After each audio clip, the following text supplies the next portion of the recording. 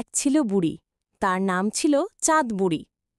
বয়স বেশ হয়েছে, কিন্তু মনের দিক দিয়ে সে ছিল একেবারে ছোট্ট মেয়ের মতো কৌতূহলী।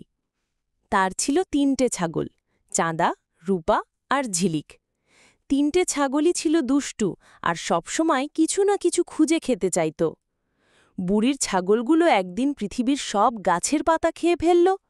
তখন বুড়ি রেগে গিয়ে বলল, এইবার তোদের নিয়ে চাঁদে যাব, ওখানে নিশ্চয়ই নতুন ধরনের ঘাসপাতা পাওয়া যাবে।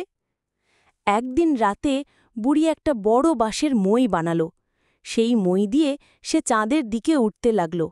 উঠতে উঠতে বলল, চাঁদ মামা, খোলা দরজা, নামছি আমি তোমার ঘর। চাঁদের কাছে পৌঁছেই বুড়ি ৩টে ছাগলকে নামিয়ে দিল। আশ্চর্যের ব্যাপার, চাঁদের মাটিতে চকচকে রূপালি ঘাস। ছাগলগুলো তো মহা খুশি, তারা লাফিয়ে লাফিয়ে ঘাস খেতে লাগল।